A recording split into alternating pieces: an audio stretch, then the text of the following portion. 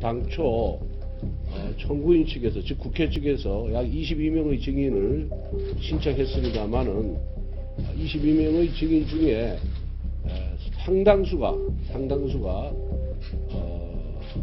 이 변호인의 참여하에 검찰에서 조사를 받았기 때문에 증거가 채택돼서 증인 신청을 지금 철회할 그런 예정으로 있습니다. 당초 예상보다는 증인 신청 수가 대폭 이렇게 축소되는 관계로 인해서 헌재의 결정이 좀 더 빨라지지 않을까 이렇게 예상을 하고 있습니다. 네, 자세한 이야기 네 분의 전문가 모시고 함께 나눠보겠습니다. 박수현 전 민주당 대변인, 서양호 투문정치전략연구소장, 이현종 문화일보 논설위원, 임수정 채널A 정치부 기자 네 분 나오셨습니다. 네, 어서 오십시오. 네, 안녕하세요. 자, 임수정 기자, 먼저 지금 권성동 의원이 지금 법사위원장이고 국회 탄핵소추위원장입니다. 네. 자, 현재 일단 이게 탄핵이 인용되는 걸 전제로 지금 얘기할 텐데 2월 중에 헌재 결정이 나오고 그럼 4월에 대선을 60일 뒤에 이제 4월이 되는 거죠. 네.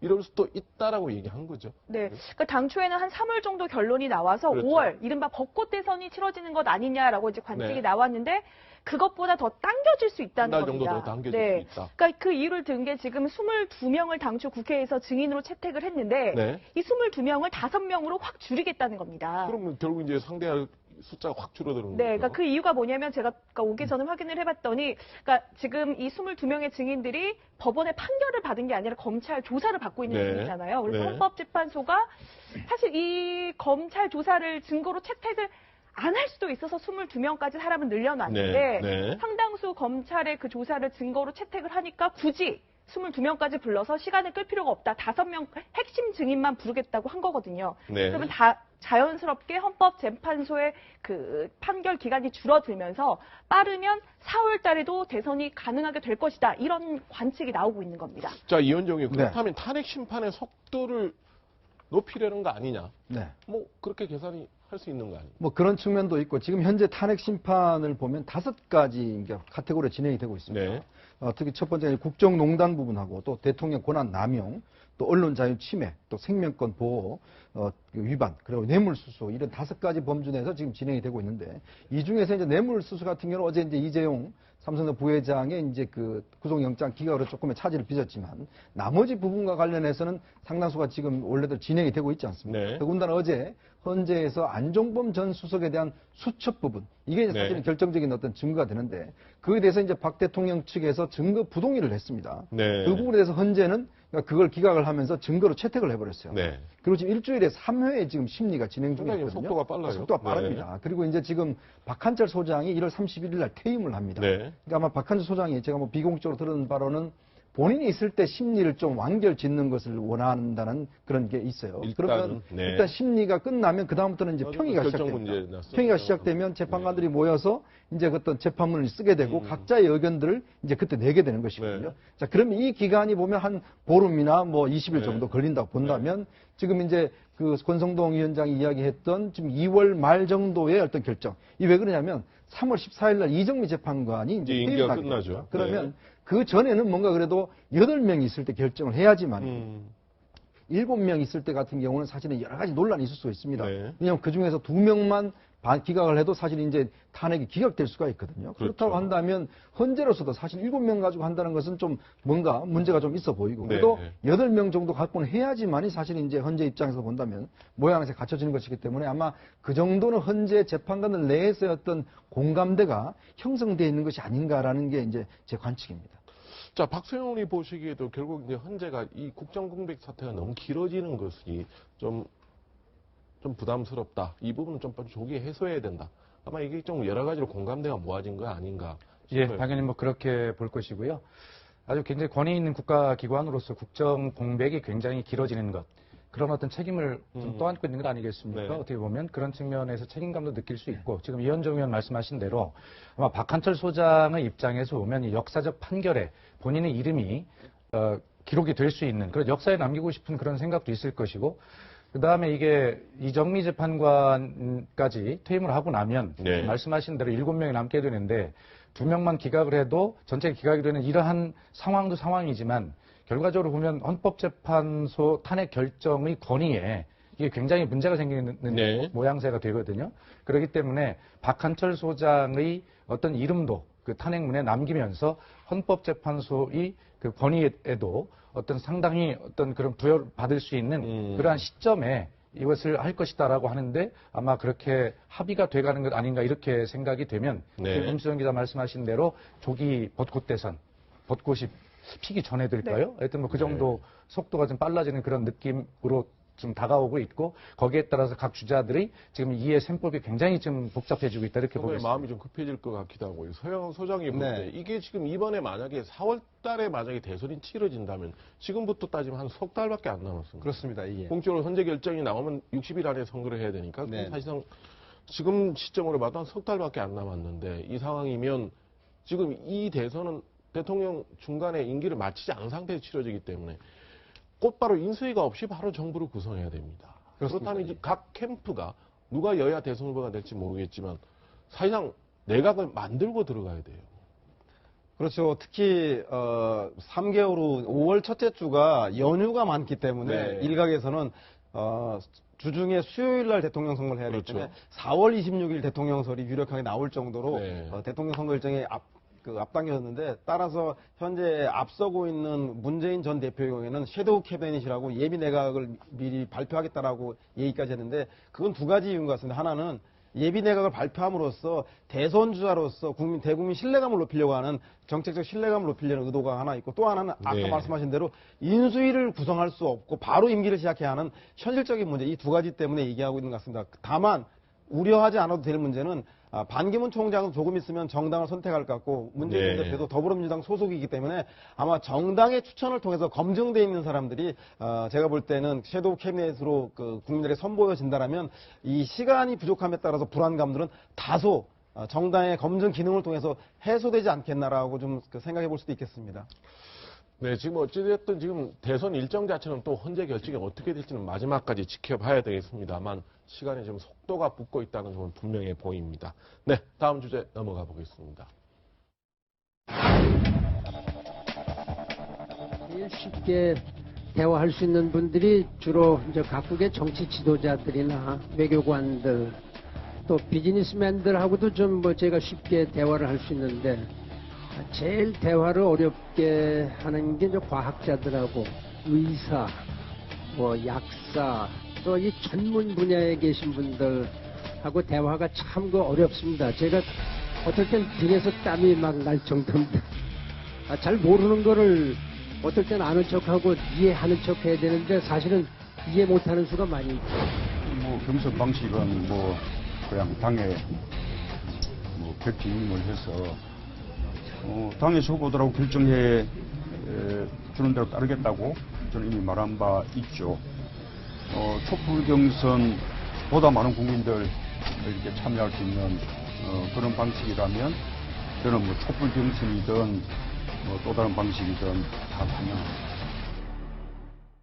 네, 임수정 교수님. 네. 반기문 총장이 오늘도 막 여러 군데 돌아다녔어요. 조금 전에 이제 카이스트를 갔다 오는 거고 지금 시간에는 강남에 지금 이명박 네네. 전 대통령 아마 사무실에서 네. 비공개 회동을 하고 있는 것 같습니다. 그 앞에 지금 마크 리포트 조만간 이제 한국을 떠나는 주한 대사, 미 대사를 만난 거고요. 네. 대략 뭐 오후 일정이나 이런 게 어떻게 진행됐습니까? 네, 지금 이제 반기문 전 총장 귀국한 지 벌써 일주일이 됐어요. 네. 그동안 이제 뭐 하루에 600km를 다녔다고 할 정도로 전국의 방방곡곡을 다녔는데 드디어 오늘 상경을 했습니다. 네. 그래서 뭐 오후 3시에 지금 리포트 대사를 만났는데 사실 이게 비공개 일정이어서 기자들이 어디서 만나는지조차 알 수가 없었거든요. 네. 그래서 저희가 취재를 해봤더니 그 마포의 반기문 전 총장 마포팀 사무실 네, 있잖아요. 네, 네, 네. 그곳에서 리포트 대사와 한 20분 정도 아, 그 사무실에서? 네, 만났다고 네. 합니다. 뭐 리포트 대사 이제 조금 뒤면 뭐 얼마 안 있으면 미국으로 돌아가기 네. 때문에 뭐 한미 동맹의 관계랄지 여러 가지 이제 뭐 전반적인 뭐 북한 문제랄지 이런 이야기도 했을 것 같고요. 네.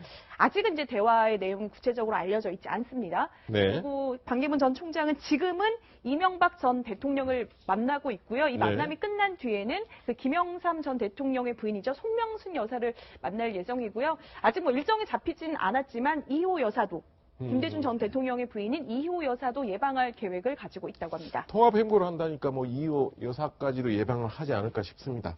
자, 반기문 전 총장이 지금 이명박 대통령을 만난 것을 놓고 평가가 좀 엇갈리고 있습니다.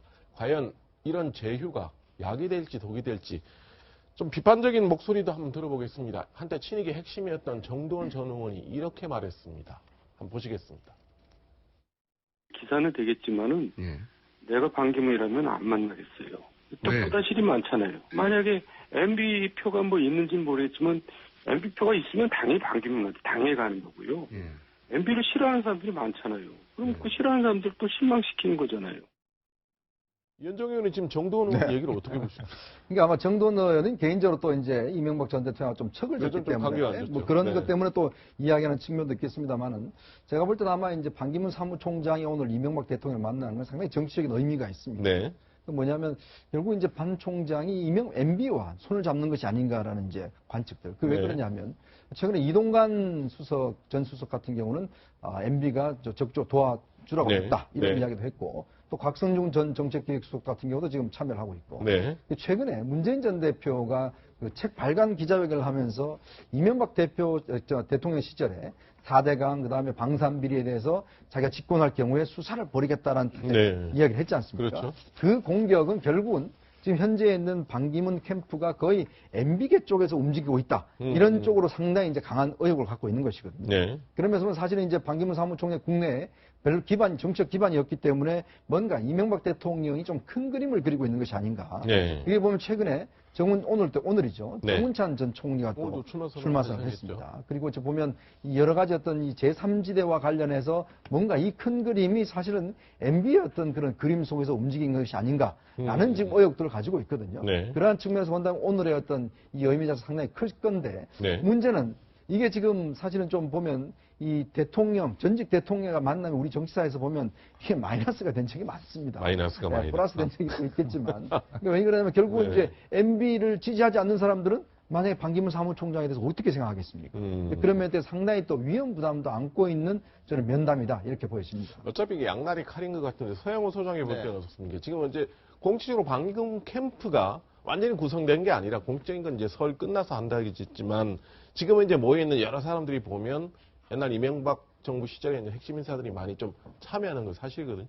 그래서 네. 좀 거리를 둬야 된다는 얘기도 있고 지금 뭐. 그렇죠. 뭐 특히 그 사무총장으로 10년간 국제무대에 있다가 한국으로 들어왔기 때문에 국내 정치적 기반이 부족한 상황이라서 정치적 기반과 그리고 그 현실 정치에 대한 경험을 많이 가지고 있는 정치인들을 영입하는 건 그 반기문 총장으로서 반드시 해야 될 일이라고 네. 보는데 문제는 반기문 총장이 어떤 정치를 할 것인가에 대한 분명한 좌표를 설정하지 않은 채 네.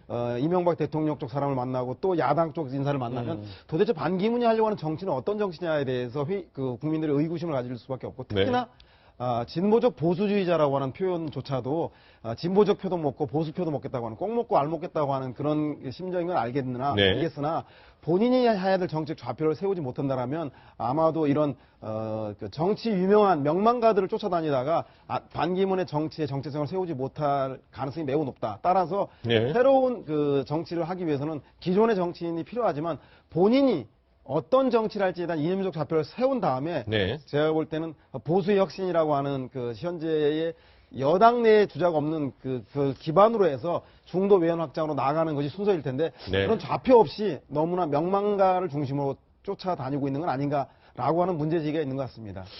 자, 과거에도 이렇게 대선 처리되면 좀 약간 각 지역에 영향력이 있는 전직 대통령들을 후보들이 좀 찾아간 적이 있습니다. 과거 2002년도 아마 이 사건이 유명한 사건인데 박승용 의원이 좀 기억하시죠? 예, 그렇습니다. 네. 2002년도 대선 당시인데 네. 노무현 전 대통령과 YS는 사실 굉장히 아주 뭐 견원지간 비슷하게 그렇게 네. 아주 턱이 진 사이였지 않습니까? 시작은 원래 이제 상도동 같이 그렇습니다. 있고, 했는데 예. 1990년에 이제 3당 합당을 하면서 네. 노무현 전 대통령이 아주 강하게 반발을 하면서 네. 작은 민주당으로 남는 이런 그 정치적 어떤 이별 이런 네. 상태였는데 저때 노무현 전 대통령이 대선 당시에 YS를 세 번이나 찾아가게 됩니다. 네. 그리고 지금 화면에 나오고 있습니다만 YS가 외국 출장길에서 주었다는 그 YS 시계 저거를 예. 찾아가서 차고 가가지고 특별하게 이제 보여주는 노무현일보 일부러 하는데 또 이 시계를 강조했죠. 강조했습니다. 네. 그러다 보니 예, 지금 사실- 동그라미가 쳐 있습니다. 예. 네. 저게 무슨 뭐 시계 교태를 부렸다 뭐 이런 이야기가 예. 나오고 그랬었는데 네. 아마 사실로 저 이후에 노무현 대통령은 굉장히 큰 비판을 받았고 지지율에 상당한 또 타격을 입은 것도 사실입니다. 네. 또 실제로 그 언론인 그 초청 그 토론회에서 노무현 대통령이 그것 때문에 지지율에 상당한 타격을 입었다. 또 이렇게 실제로 인정하고 밝힘으로써 YS가 격노했다라고 네. 뭐 이런 이야기도 상당히 때 많았었고 네. 지금 이런 모습을 보면서 사실은 지금 서영우 소장이 말씀하신 대로 저는 그런 생각을 합니다. 정치 교체를 하겠다라고 한 반기문 네. 사무총장이 아무리 마음이 급해도 저렇게 과거의 어떤 정치 모습들을 저렇게 어떤 네. 특별한 후보나 정치인들은 대개 어떤 일정을 가지고 메시지를 전달하지 않습니까? 그런데 그렇죠. 지금 우왕좌왕하는 저런 일정 속에 자기가 하고자 하는 정치의 비전, 목표가 어디인가를 전혀 국민은 알 수가 없는 상황이 됐거든요. 네. 그래서 저런 것들이 아마 반기문 전 총장의 현재 귀국 후 일주일의 행보에 대해서 국민이 굉장히 의아해하고 본인의 지지율도 확산되지 않는 정체돼 있는 저런 영향으로 나타나고 있다 이렇게 생각이 됩니다. 자, 반기문 총장의 이런 행보가 이렇게 복잡하긴 한데 아직까지 뭐 크게 지지율에 반등이 없으니까 안철수 국민의당 전 대표가 이렇게 한번 얘기를 했습니다. 한번 들어보시겠습니다. 반 전 총장께서 출마하시는 것조차 반반이라고 봅니다. 설 지나서 출마 포기하실 가능성도 많다고 봅니다. 최근에 그 행보들이 여러 가지 면에서 애매합니다. 출마 여부도 반반이고 여인지 야인지도 반반이고 탄핵 찬반도 반반이고 진보 보수도 반반이고 정권 교체인지 정권 연장인지도 반반이고 어느 당으로 가실 것인지도 반반입니다. 온통 반반입니다. 자, 상당히 연설문 준비할 때 상당히 당할 구사가 그냥 귀에 쏙쏙 들어옵니다. 준비 자, 다 하신 것 같아요. 네.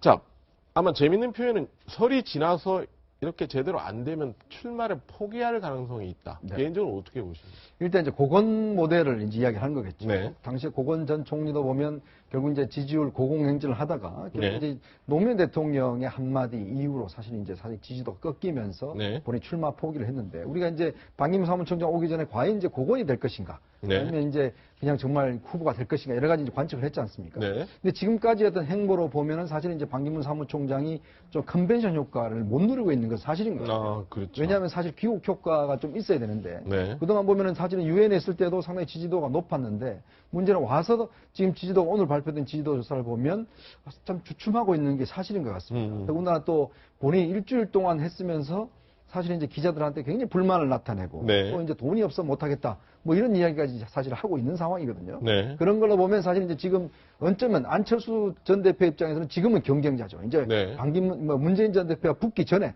사실은 이제 이쪽 내에서의 어떤 경쟁자는 바로 반기문 총장입니다. 네. 왜냐하면 두 사람이서 어떤 면에서 보면 한쪽으로 새가 몰릴 경우는 안철수 대표가 힘이 없어지기 네. 때문에 네. 본인으로서는 상당히 이제 승기를 잡았다. 사실은 이제 이 지지도가 좀 올라갔어요, 솔직히 네. 말해서. 그런 면에서 볼 때는 두 분 간의 일단 예비적 싸움 이것 자체가 제가 볼 때는 아마 치열하게 벌어질 것 같은데 어떤 면에서 보면 이제 반 총장이 좀 결단을 내려야 시기가 올 것 같아요. 뭐냐면 네. 물론 이제 혼자 오시면서 이제 전국 도로 인사하는 건 좋지만 이제부터는 혼자 힘으로는 사실 상승을 동력을 얻기가 힘듭니다. 네. 이제는 뭔가 정치 세력의 힘을 얻어야 될 때가 왔어요. 네. 그리고 또 메시지도 이제 좀 정제할 필요성이 있는 것 같거든요. 아마 이제 본인도 조금 이제 서울에서 조금 이제 가다듬는다고 이야기를 하시는데 아마 이제 이런 설이라든지 이걸 기화로 해서 다시 한번 좀 반풍을 일으키기 위한 뭔가의 재정비는 좀 필요한 시간이 아닌가 저는 그렇게 생각이 듭니다. 포기할 가능성에 대해서 어떻게 보십니까? 저는 뭐 지금으로서는 가능성은 없다고 봅니다. 물론 뭐 그 네. 캠프는 절대 그럴 일 없을 것이라고 지금 하는데 모르겠습니다. 자, 임수정 기자. 네. 이게 지금 약간 바꾸면 문재인 전 대표도 지금 현재 뭐 대세론을 누리고 있는 건 사실입니다. 네. 그렇지만 완전히 마음을 놓고 내 마음대로 하겠다 또 이건 아닌 것 같아요. 자, 대선 구도가 언제든지 한번 뒤집힐 수 있을 수도 있기 때문에. 네. 자, 야권 공동 경선을 수용하겠다고 문재인 대표가 조금 전에 우리가 영상을 봤지만 그렇게 얘기했습니다. 그러면 기존의 민주당의 틀을 넘어서 범야권의 후보 공동 경선까지도 받아들이겠다. 이렇게 봐야 됩니다. 문재인 전 대표가 이제 야권 공동 경선을 수용하겠다고 한 것은 박원순 시장의 주장을 받아들여서 그래 좋다 다 모여서 경선해보자 일단 거기까지 나간 건 아니고 네. 원론적으로는 만약에 당에서 그 안을 수용을 해서 야권 공동 경선을 하자고 하면 나는 하겠다 당이 하자는 대로 하겠다라고 지금 이야기를 하고 있는 겁니다. 하지만 야권 공동 경선을 하지 않겠다는 이야기는 또 아니잖아요. 네. 그만큼 가능성을 열어놓고 네. 일단은 나중에라도 이런 상황이 되면 나는 할 수 네. 있다. 혹시나 하지 않는 상황이 되더라도 나는 그때 분명히 하자고 이야기를 했었다라는 명분을 또 만들어 놓는 그런 상황이기도 합니다. 지금 임수정 기자님이 네. 잘 말씀하신 것 같은데 제가 좀 보충 설명을 드리겠습니다. 지금 문재인 그 전 대표 측의 대변인격인 김경수 의원이 저에게 보내온 문자입니다. 네. 문재인 전 대표는 경선 룰과 관련해 당의 백지 위임한다는 기존 입장에 변함이 없다. 네. 협상을 통해 정해지는 방안이라면 어떤 방식이 따르겠다는 것이 문 전 대표 일관된 입장이다. 네. 좀 하는 얘기를 이 이야기를 문 전 대표를 마크하는 우리 기자 언론인들 그 카톡방에 소통방에 이렇게 올렸다는 것이거든요. 공식 입장으로 그래서 공식 말씀드렸죠. 입장입니다. 네. 그러면서 이제 보충 설명을 하기를 김경수 의원 말에 의하면 아마 그렇게 원론적인 입장을 밝혔는데 아마 이것을 박원순 시장 측이나 김부겸 의원 측에서 좀 자기들 입장대로 해석을 한 측면이 있는 것 같고 뭐 이렇게 설명을 하더라고요. 그래서 제가 보면 이런 측면 같습니다. 그래서 문재인 대표로서는 어떤 디테일한 이런 그 경선 룰에 대한 요구 이런 것들을 자기가 거부하고 이렇게 되면 굉장히 그 폭이 좁아지는 인상으로 그렇죠. 보이지 않겠습니까? 네. 그리고 나중에도 명분이 없어지는 네. 상황이 오거든요. 네. 그렇기 때문에 그런 명분은 명분대로 살리면서 어떤 그런 요구에 좀 잘 빠져나가는 그런 네. 어떤 모습으로 좀 읽혀지는 그런 대목이라고 볼 수 있겠습니다. 네. 네, 룰에 연연하기보다는 국민의 민심과 여론을 대상으로 정치를 하겠다라고 하는 뭐 통큰 그런 리더십을 보이는 측면이 있다는 생각이 들고 현실적으로도 만약에 반기문 전 총장이 지지율이 답보 상태에서 안철수 전 대표와 전격적인 연대가 성사될 경우에 문재인 안철수 그렇게 되면 반기문 안철수 연대가 성사된다면 문재인 전 대표가 고립될 가능성이 되게 높습니다. 따라서 정권 교체를 위해서도 저는 야권의 연정이라고 하는 부분들을 문재인 전 대표도 염두에 둘 수밖에 없는 거고 연정이 돼서 정권 교체가 이루어진 연후에도 안정적인 국정 운영을 하기 위해서는 국회의 다수당이 돼야 되기 때문에 야권 연정을 염두에 두고 있는 건 아닌가. 그래서 단순하게 룰을 받아들인다는 대인배적인 자세, 앞선 대세론을 굳히는 그런 전략도 있지만 숨은 의미로는 정권 교체 이후까지 바라보는 야권 연정을 염두에 두고 있는 포석으로 봐야 한다. 그런 해석도 가능할 것 같은 생각이 듭니다. 네, 물론 실현 가능성은 한 번 더 두고 봐야 될 것 같습니다만 어찌됐든 여러 가지 문재인 전 대표도 그냥 손 놓고 있을 수는 없다. 그런 고민이 반영된 거 아닌가 싶습니다. 조금 전에 이명박 전 대통령 예방하고 나온 반기문 전 유엔 사무총장에 관련된 영상 한번 보셨습니다. 네.